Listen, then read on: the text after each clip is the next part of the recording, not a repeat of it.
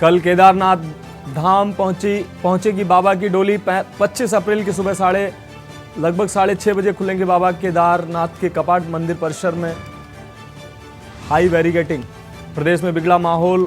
आपको बता दें, बिगड़ा मौसम का मिजाज। केदारनाथ धाम जाने वाले तीर्थयात्रियों का पंजीकरण रोका गया। बाकी धामों के लिए खुला रहेगा रजिस्ट्रेशन। चारधाम यात्रा के पहले दिन एक श्रद्धालु की मौत। हार्ट अटैक पड़ने से श्रद्धालुओं की थमी सांसें। सांस की बीमारी से ग्रस्त था श्रद्धालु। प्रदेश के 5 जिलों में आज भी बारिश के आसार। 26 अप्रैल तक बदलेगा मौसम का मिजाज।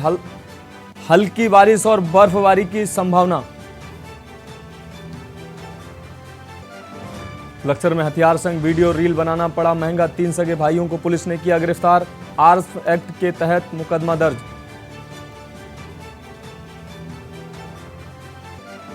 और उत्तराखंड में फिर बढ़ने लगा कोरोना के 154 नए मामले सामने आए। 5 माह की बच्ची की मौत की खबर।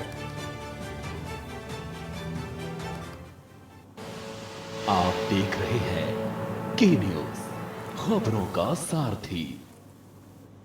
खबर उत्तराखंड में आपका स्वागत है। मैं हूं मनोज मानस। शुरू करते हैं खबरों का। खबर देहरादून से है, जहां मुख्यमंत्री पुष्कर सिंह धामी ने मुख्यमंत्री कैंप कार्यालय देहरादून से 6 सिग्मा मेडिकल टीम को बद्रीनाथ, रुद्रनाथ व हेमकुंड साहिब यात्रा में निःशुल्क मेडिकल सेवाओं के लिए रवाना किया। इस अवसर पर मुख्यमंत्री पुष्कर सिंह धामी ने कहा कि केदारनाथ एवं श्री बद्रीनाथ धाम में स्वास्थ्य सेवाएं उपलब्ध कराने के लिए 6 sigma high altitude medical service की टीम बधाई की पात्र है। राज्य सरकार की ओर से धाम में दी जाने वाली सेवाओं के लिए चिकित्सा टीम को सभी सुविधाएं प्रदान की जाएंगी, जिससे यात्रा में आने वाले श्रद्धालुओं को किसी भी प्रकार की असुविधा का सामना न करना पड़े। मुख्यमंत्री ने 6 sigma high altitude medical service team के हाई एल्टीट्यूड में किए जा रहे कार्यों की सराहना की। Sigma high altitude medical service के मेडिकल निदेशक डॉक्टर प्रदीप भारद्वाज ने कहा कि इस बार मेडिकल टीम यात्रा के दौरान ज़्यादातर पोर्टेबल मेडिकल डॉक्यूमेंट का इस्तेमाल करेगी, जिससे यात्रियों को बेहतर सेवाएं दी जा सकें।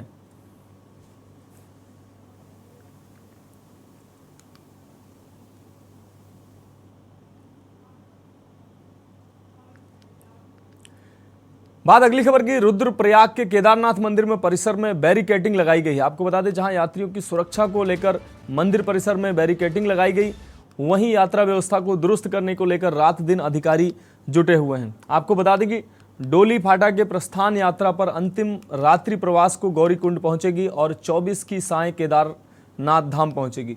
25 अप्रैल की सुबह 6:20 पर खुलने हैं बाबा केदार के कपाट।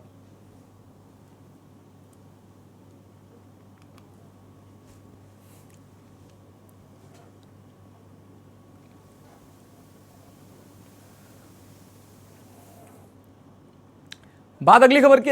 खटीमा में एसटीएफ और वन विभाग की संयुक्त कार्रवाई में वन्य जीव तस्करों के खिलाफ बड़ी सफलता मिली। आपको बता दें, एसटीएफ और वन विभाग की संयुक्त टीम ने 4 किलो 700 ग्राम पेंगोलियन सल्क के साथ 2 सातिर वन्य जीव तस्कर को गिरफ्तार किया है। पकड़े गए दोनों वन्य जीव तस्करों के खिलाफ वन विभाग ने वन्य जीव संरक्षण अधिनियम के तहत मुकदमा दर्ज किया है।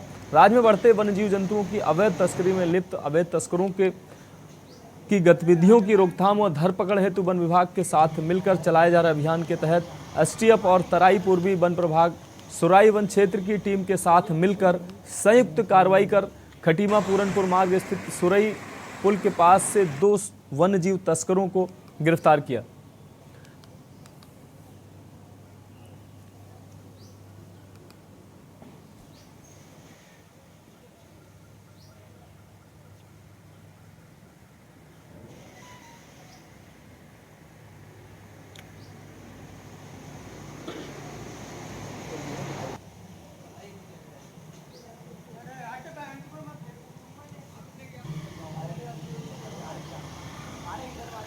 एसटीएफ पुलिस की जो एसटीएफ की टीम है, इनका ये जॉइंट ऑपरेशन था और ये इन्फॉर्मेशन प्राप्त हुई थी कि 2 लोगों द्वारा पेंगोलिन के स्केल्स को जो है इसको उत्तराखंड में लाया जा रहा है और इसकी जो है तस्करी की जा रही है।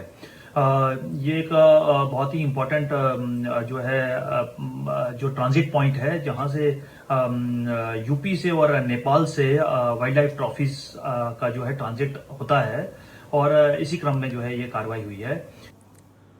खबर हल्द्वानी से है, जहां जिला स्तरीय कराटे प्रतियोगिता का आगाज हल्द्वानी के मिनी स्टेडियम में शुरू हो गया है। वहीं 3 दिवसीय इस प्रतियोगिता में नैनीताल जिले के कई क्षेत्रों से कराटे प्रतियोगी पहुंचे हुए हैं। प्रतियोगिता का शुभारंभ नैनीताल स्पोर्ट्स कराटे एसोसिएशन के जनरल सेक्रेटरी राकेश कुमार और रेशम विभाग के उपनिदेशक और पूर्व miss Uttarakhand body builder building Hemchand ने किया। आपको बता दें कि आयोजक मंडल का कहना है कि इस प्रतियोगिता में जिले से करीब 300 से अधिक प्रतियोगी पहुंचे हुए हैं। 6 साल से लेकर 22 साल तक के कराटे प्रतियोगी पहुंचे हुए हैं। राष्ट्रीय चैंपियनशिप में जो भी खिलाड़ी विजेता होगा वह राज्य स्तरीय कराटे चैंपियनशिप देहरादून में भाग लेगा, जो मई माह में होनी है। उन्होंने बताया कि उत्तराखंड में बेहतर प्रदर्शन करने वाले खिलाड़ियों को राष्ट्रीय स्तर पर खेलने को मौका मिलेगा।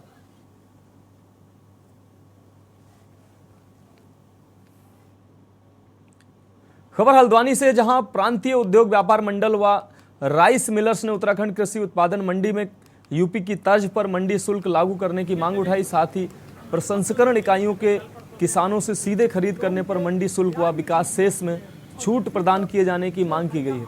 रामपुर रोड स्थित रेस्टोरेंट में पत्रकारों से बातचीत करते हुए व्यापार मंडल का राइस मिलर्स एसोसिएशन के पदाधिकारियों ने यूपी सरकार ने किसानों को राहत देने के साथ साथ प्रसंस्करण इकाइयों को मंडी शुल्क व विकास शेष में छूट दी है। साथ ही इकाइयों किसानों से सीधे मंडी उपज से खरीद सकती हैं। इसके लिए उन्हें किसी भी तरह का मंडी शुल्क व विकास शेष नहीं देना होगा। उन्होंने कहा कि राज्य की राइस व फ्लोर्स मिल्स प्रसंस्करण इकाइयां कच्चे माल के लिए यूपी की मंडियों पर निर्भर हैं। एक्चुअली व्यापार मंडल और हमारे उद्योग जगत से आए हुए हमारे राइस मिल एसोसिएशन और फ्लोर मिल एसोसिएशन के पदाधिकारीगण सबकी जो आज एक बहुत ही विसंगति ये आई है। उत्तर प्रदेश में जो मंडी टैक्स 1% है, उत्तराखंड में वो 2% है। और वहाँ पर जो धान की खरीद होती है उसमें टैक्स नहीं पड़ रहा है। और उत्तराखंड में हमें 4% हमारे जो है राइस मिल्स को देना पड़ रहा है।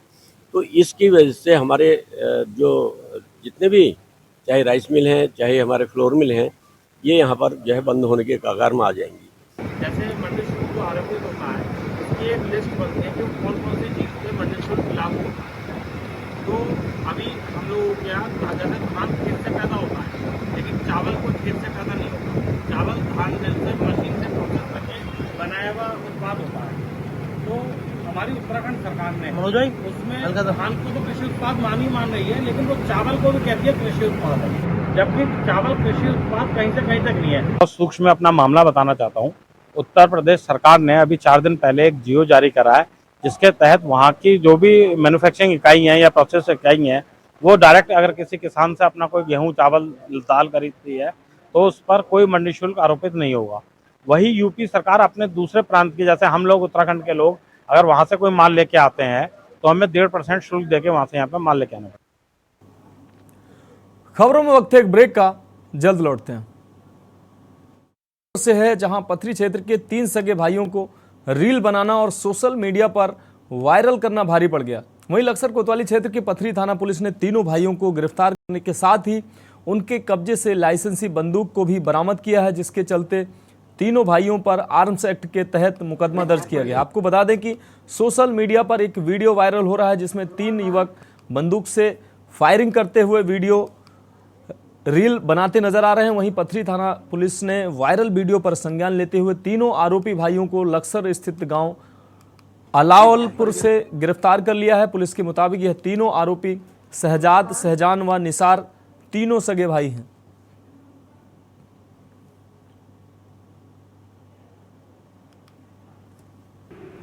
देखिए, कल सूचना मिली थी कि थाना पथरी क्षेत्र के अलावलपुर गांव में फायरिंग की सूचना थी, जिस पे जो है तत्काल पुलिस बल मौके पे गया था और पता चला कि कोई लाइसेंसी असले से अपनी हर्ष फायरिंग कर रहा था और रील भी बना रहा था। तो मौके से 3 लोगों को थाने लाया गया और उनके खिलाफ मुकदमा दर्ज कर आज माननीय न्यायालय में पेश किया गया। बात अगली खबर की। ऋषिकेश में केदारनाथ धाम में बर्फबारी और मौसम के खराब होने के कारण आज रजिस्ट्रेशन काउंटर बंद रहेगा। जहां केदारनाथ के लिए आज ऋषिकेश में पंजीकरण नहीं होगा, वहीं श्रद्धालुओं को इंतजार करना होगा। आपको बता दें कि 3 धाम के लिए रजिस्ट्रेशन खुला रहेगा।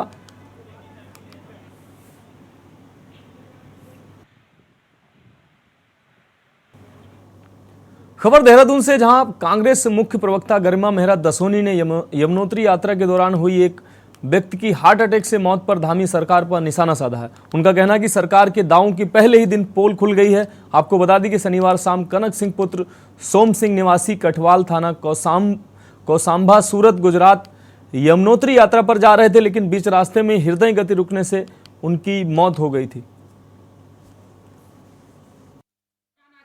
यात्रा शुरू होते ही एक व्यक्ति की हार्ट अटैक से मौत हो जाती है। ये है चार धाम का चाक चौबंद व्यवस्था।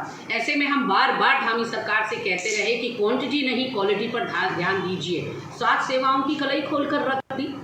ऐसे में स्वास्थ्य सचिव तो जाते हैं मौके पर मुआयना करने के लिए कि चार धाम यात्रा की व्यवस्थाएं क्या हैं, लेकिन मंत्री महोदय इतने किस काम में व्यस्त हैं कि उनके लिए चार धाम यात्रा से ऊपर कोई प्रायोरिटी है। हम विपक्षी दल के प्रवक्ता केंद्रीय औषधालय भंडार जाते हैं, उसके बाद पूरा स्वास्थ्य विभाग चेतता है और परसों डीजी हेल्थ वहां पहुंचती हैं। कल धन सिंह रावत बैठक लेते हैं अपने विभाग की, यानी कि क्या कुंभकर्ण की नींद में सोए थे, इंतजार कर रहे थे कि विपक्षी दल के नेता आपको आईना दिखाएं और उसके बाद आप अपने विभाग की बैठक लें। और विभाग की बैठक एसी कमरे में लेने से क्या होगा, आपको ग्राउंड जीरो पर जाना चाहिए। चार धाम यात्रा जिस रूट पे चल रही है उसमें स्वास्थ्य सेवाओं का मौका मुआयना करना चाहिए। आखिर अगर आपसे नहीं समझ रहा है विभाग या आप जस्टिस नहीं कर पा रहे हैं तो दे दीजिए ना इस्तीफा। कोई लायक और काबिल आदमी बैठेगा उस कुर्सी पर जिसको लोगों की जान माल की चिंता होगी। खबर ऋषिकेश से, जहां केदारनाथ धाम में बर्फबारी और बारिश का दौर जारी है, जिसको लेकर आपको बता दें यात्रा प्रशासन काफी मुस्तैद है। प्रशासन ने फैसला लिया है कि 23 तारीख को विभिन्न प्रांतों से आने वाले श्रद्धालुओं के लिए ऋषिकेश में रुककर ही मौसम के ठीक होने का इंतजार करना होगा। वहीं गढ़वाल कमिश्नर ऋषिकेश में केदारनाथ के लिए जाने वाले तीर्थ यात्रियों के लिए पंजीकरण सेवा बंद करने के निर्देश दिए हैं। आपको बता दें कि ऋषिकेश में अग्रिम आदेश तक रजिस्ट्रेशन काउंटर बंद रहेगा। मौसम के ठीक होने के बाद फिर से केदारनाथ के लिए रजिस्ट्रेशन खोल दिए जाएंगे और यात्री श्रद्धालुओं की सुरक्षा को देखते हुए यात्रा प्रशासन द्वारा यह फैसला लिया गया है।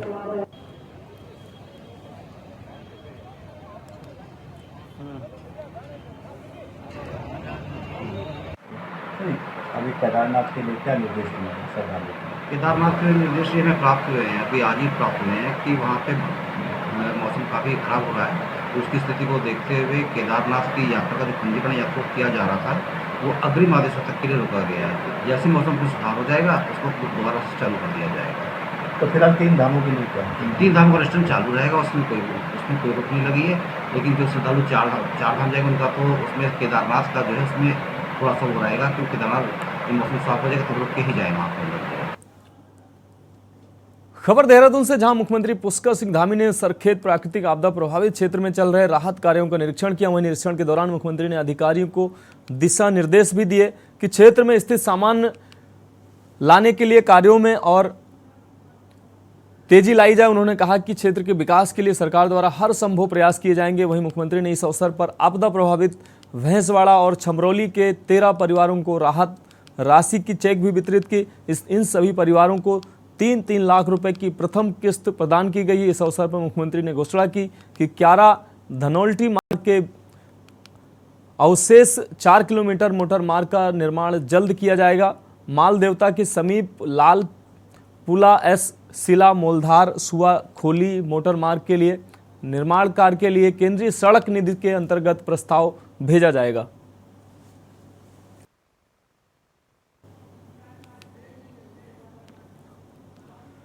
खबरों में वक्त है एक ब्रेक का, जल्द लौटते हैं। स्वागत है। बात करते हैं अगली खबर की। खबर कालाढूंगी से है, जहां एसएसपी नैनीताल पंकज भट्ट के निर्देशानुसार पुलिस ने नैनीताल तिराहे पर सघन चेकिंग अभियान चलाया। इस दौरान जिले के बाहर से आने वाली बाइकों को हल्द्वानी के रास्ते नैनीताल भेजा जा रहा है, जबकि 4 पहिया वाहनों को घटगढ़ के रास्ते भेजा जा रहा है। उप निरीक्षक नीसू गौतम ने बताया कि एसएसपी नैनीताल के निर्देशानुसार ईद के त्यौहार को देखते हुए बाइक से नैनीताल आने वाले पर्यटकों के लिए कालाढूंगी से हल्द्वानी होते हुए मार्ग निर्धारित किया गया था, जिसे सुचारू रूप से चलाया गया। उन्होंने बताया कि ये यातायात व्यवस्था सिर्फ 2 पहिया वाहनों के लिए है, बाकी सभी बड़े वाहनों को कालाढूंगी होते हुए ही भेजा जा रहा है।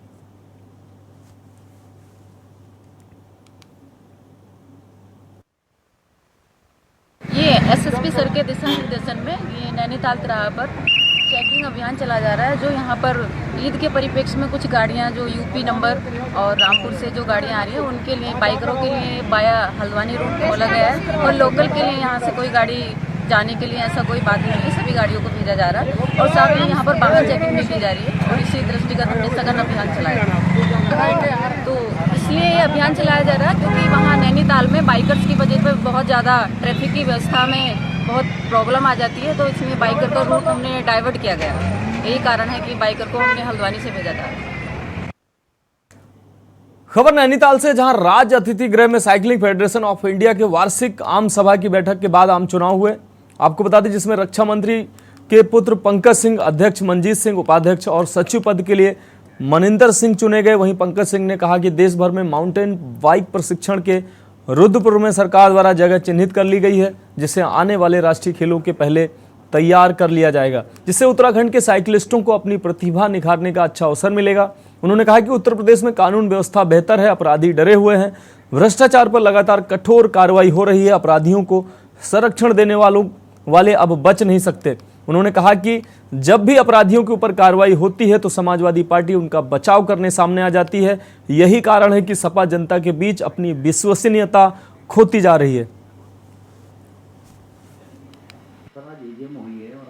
ये बताते हुए आप सब लोगों को खुशी है कि रुद्रपुर में भी एक साइकिलिंग के लिए वेलोड्रोम बनाने के लिए जगह सरकार ने तय की है, जो कि आने वाले नेशनल गेम्स के लिए नेशनल गेम्स के समय तक वो बनकर तैयार होगा। ऐसी कोशिश हम लोगों की रहेगी। साई का भी ट्रेनिंग सेंटर वहाँ पर आ जाए, एक एकेडमी वहाँ पर इस्टेब्लिश हो, ये हम लोगों की कोशिश है, जिससे उत्तराखंड के जो साइकिलिस्ट्स हैं और अगल बगल के राज्यों के साइकिलिस्ट्स हैं उनको एक अच्छा अवसर मिलेगा अपने आप को राष्ट्रीय और अंतर्राष्ट्रीय स्तर पर स्थापित करने माउंटेन ट्रेल बाइकिंग का। तो इसे और वो अपने आप में यहाँ पर नेचुरली उत्तराखंड में या पहाड़ों में वो ट्रैक मिलता है।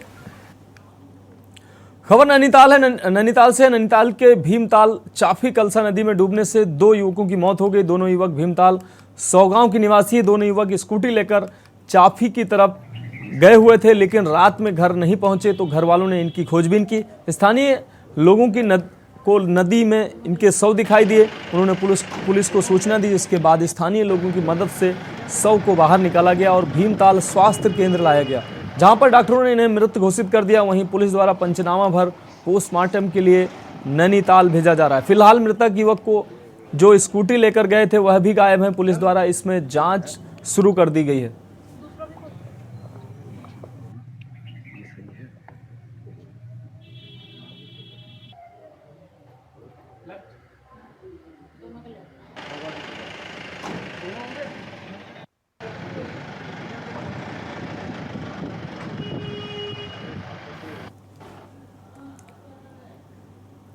बात करते हैं अगली खबर की। रामनगर उत्तराखंड के पूर्व मुख्यमंत्री व महाराष्ट्र के पूर्व राज्यपाल भगत सिंह कोश्यारी एक शादी समारोह में पहुंचे।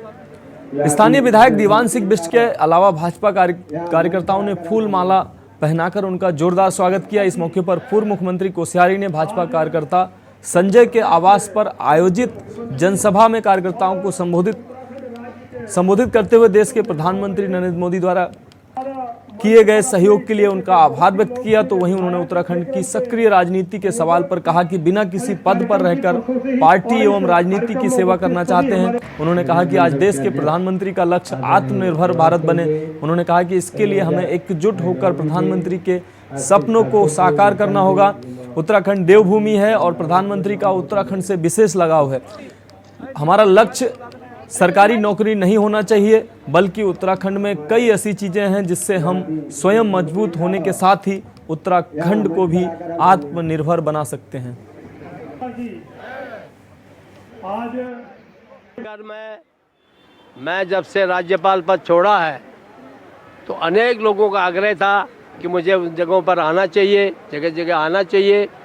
मैं कोई यहाँ भाषण देने नहीं आया था, न कोई यहाँ पहले प्रोग्राम था। मुझे एक शादी के कार्यक्रम में 2 शादी कार्यक्रम में कोटाबाग और रामनगर आया था। हमारे सभी साथियों ने, कार्यकर्ताओं ने कहा, आदरणीय अध्यक्ष जी ने, विधायक जी ने, कि आप थोड़ी देर हम आपका स्वागत करना चाहते हैं। तो मैं इस कार्यक्रम में आया और अपने इन सारे कार्यकर्ताओं को, जिनके बल पर आज प्रदेश में सरकार है, केंद्र में सरकार है, उन सबको नमन करने के लिए यहाँ आया और उनको नमन करके, और मुझे भी बुढ़ापे में थोड़ी सी ताकत आ गई है। पहले कह दिया है कि एक राज्यपाल के गिरफ्तार होने से कोई सभी राज्यपाल गिरफ्तार होने वाले नहीं है, इसलिए मुझे लगता है कि इस विषय को कोई गहराई से गंभीरता से नहीं लेना चाहिए। खबर हरिद्वार से, जहां चारधाम यात्रा की कल से शुरुआत हो गई है। वहीं गंगोत्री यमुनोत्री के कपाट खुलने के बाद देश के कोने कोने से भारी संख्या में श्रद्धालु चारधाम यात्रा के लिए आ रहे हैं। चारधाम यात्रा का प्रवेश द्वार हरिद्वार में भारी संख्या में यात्रियों के आने से हाईवे पर जाम की स्थिति उत्पन्न हो गई, जिससे मरीजों को अस्पताल ले जाने वाली एम्बुलेंस भी घंटों जाम के कारण रेंग रेंग कर चलने को मजबूर हो गई। जिला प्रशासन द्वारा चारधाम यात्रा शुरू होने से पहले लाख दावे किए गए थे। इस बार जाम की स्थिति से निपटा जाएगा, मगर शुरुआत में ही जिला प्रशासन के दावे हवाई साबित होते नजर आए। आपको बता दें कि जाम की स्थिति से जूझ रहे स्थानीय निवासियों का कहना है कि चारधाम यात्रा की शुरुआत हो गई है और यात्रा शुरू हो गई है। लाखों करोड़ों की संख्या में श्रद्धालु चारधाम की यात्रा के लिए हर उत्तराखंड में आने वाले हैं। बहुत बुरी अवस्था है ट्रैफिक की, घंटों जाम में लग रहे हैं। 150 मीटर का सफर तय करने में सर्विस रोड पे मुझे 1.5 घंटा लग गया अभी, और 1.5 घंटे से मैं 150 मीटर का सफर तय कर पाया हूँ। पता नहीं कैसी व्यवस्था है, कोई भी एक्सपर्ट अधिकारी है। सबसे ज्यादा चिंता की विषय का तो यही है कि अगर इसमें कोई एम्बुलेंस फंस गई तो जो पेशेंट उसके अंदर जा रहा उसकी जान जरूर खतरे में आ जाएगी। लगातार ड्यूटियां लगी हैं और जगह जगह पे जहाँ पे डाइवर्जन है हमारे सभी डाइवर्जन चालू किए गए हैं। अब एम्बुलेंस के लिए कोई यहाँ पे अलग से कोई रास्ता नहीं है, फिर भी हमारा प्रयास होता है। अभी दिन में 2-3 आई गई थी, तो हमने अब ये जो जहाँ पे एम्बुलेंस लगी है, ये लोगों को भी सोच अपनी होनी चाहिए उन्हें कि हम अपनी गाड़ियों को अलग करके और उसे एम्बुलेंस को आगे दें। जब एम्बुलेंस हमारे पास आगे आ जाती है, आउटर बजने की आवाज़ आती है, तो हम उससे पहले निकालते हैं। मोस्टली दिल्ली और हरियाणा से और वेस्टर्न यूपी से, गाजियाबाद साइड से, मेरठ साइड से ये लोग काफ़ी आ रहे हैं। वीकेंड पे इनके रिसोर्ट बुक हैं अपने, तो उसमें जाना चाह रहे हैं। तो जहाँ बीच में जैसे हम अगर ज़्यादा भीड़ होती है, हम देखते हैं कि हमारे आपका मंगलौर क्षेत्र में अगर दबाव ज़्यादा बन रहा है तो नगला इमरती से मैंने डाइवर्ट करते हैं।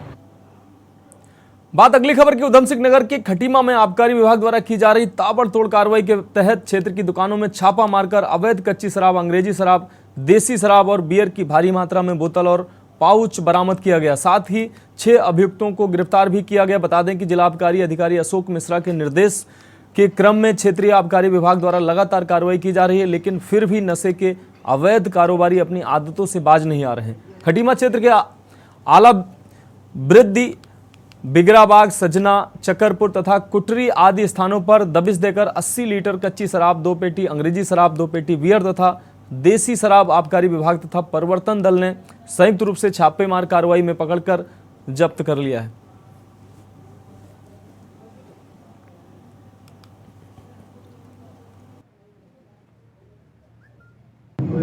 खटीमा में जिला आबकारी अधिकारी उधम सिंह नगर श्री अशोक मिश्रा जी द्वारा जो आदेश दिए गए थे छापामारी के लिए, उसमें आज हमारे द्वारा छापामारी की गई।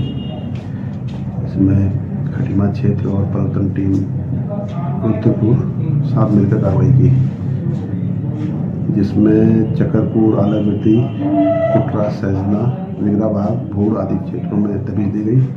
कुल 6 लोग पकड़े गए, जिसमें कुछ देसी शराब है, कुछ बियर है, अंग्रेजी शराब है और कुछ कच्ची शराब है। उत्तराखंड की खबरों में अभी के लिए इतना ही। मुझे दीजिए इजाजत और आप देखते रहिए के न्यूज़ इंडिया।